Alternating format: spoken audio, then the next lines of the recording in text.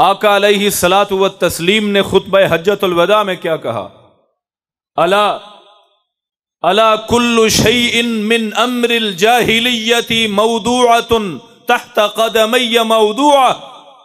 اور لوگو، آج اس بہت بڑے مجمع میں یہ اعلان کرتا ہوں کہ آج جہالت کی ساری رسمیں محمد کے قدموں تلے کچلی گئی ہیں۔ آج جہالت کی ساری رسمیں بھی کچلی گئی، جہالت کا نظام سیاست بھی کچلا گیا، جہالت کا نظام معیشت بھی ختم ہو گیا۔ آج سے رب الجاہلیت موضوع، دماء الجاہلیت موضوعہ۔ آقا علیہ السلام نے ان خونوں کو، اس نظام معیشت کو، اس نظام زندگانی کو، اس نظام معاش کو آج بین کر دیا ہے جو صدیوں سے اس زمین پر اللہ کے نظام کے خلاف چل رہا تھا۔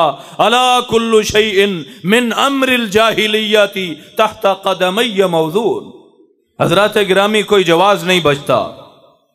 نبی مکرم حضرت محمد الرسول اللہ صلی اللہ علیہ وسلم نے معیار مقرر کیے۔ یہ میرے نبی کی عظمت کا ایک عجیب پہلو ہے۔ انسانیت کی رفعت کے ایسے معیار مقرر کیے ہیں جو اس زمین پر، اس دھرتی پر کبھی تاریخ نے نہیں دیکھے تھے۔ ایک معیار سن لیجئے، میرے نبی کا معیار، جو رنگ سے بالا، نسل سے بالا، قد سے بالا، جو مال و دولت کے ہونے نہ ہونے سے بالکل یکسر بالا تر، اس نظام کی جھلک دیکھ لیجئے۔ آپ فتح مکہ کا وہ واقعہ دیکھیے کہ جب رحمت کائنات جناب محمد الرسول اللہ صلی اللہ علیہ وسلم اپنے 10,000 کے ایک بڑے ہی شاندار لشکر کی قیادت کرتے ہوئے مکے کی طرف آئے تھے۔ آقا علیہ الصلاۃ والتسلیم مکہ پر جب قبضہ مکمل کرتے ہیں، بیت اللہ کی بتوں سے تطہیر کی جاتی ہے۔ مالک کائنات کے حکم پر رحمت دو عالم نے وہاں نظام اسلام کا اعلان کیا۔ حضرات، صحابہ کرام کا ایک بڑا مجمع ہے، بڑے بڑے سردار صحابہ، بڑے بڑے امراء موجود ہیں، اور جو مکے کے باسی ہیں وہ بھی اسلام قبول کر رہے ہیں۔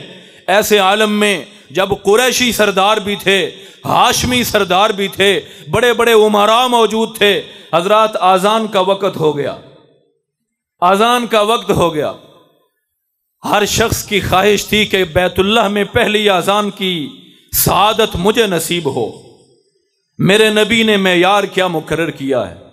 میرے نبی کی ریاست کا معیار کیا تھا دوستو؟ اس ریاست کی اصل جھلک کیا ہے؟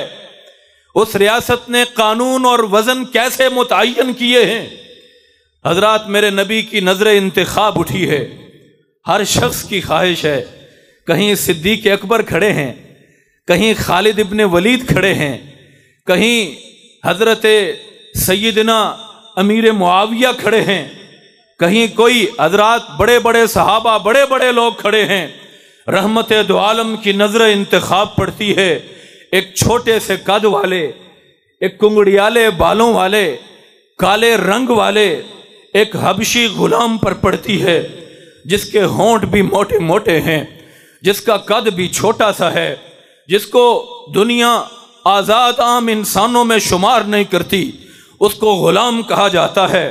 عام انسانوں میں ان کو کم حیثیت دی جاتی تھی۔ حضرات، میرے نبی کی نظر انتخاب پڑی، کہا بلال کھڑے ہو اور کعبے کی چھت پر چڑھ کر آذان دو۔ آج جہاں ان اونچے نسب والوں کی نگاہ نہیں پہنچتی ہے، محمد نے وہاں پر اپنے غلاموں کے قدموں کو پہنچانا ہے۔ انقلاب مصطفی دیکھنا ہو، ریاست مصطفیٰ صلی اللہ علیہ وسلم کو دیکھنا ہو، میرے عزیزوں، میرے نبی کا معیار دیکھو اور اپنے آپ کو بھی پرکھو کہ کیا ہم آج جو ہم حکمرانوں کو دعوت دے رہے ہیں، اس سے پہلے اپنا گریبان دیکھیں، کیا ہمارے معیار بھی محمد الرسول اللہ کے معیار سے موافق ہیں یا نہیں؟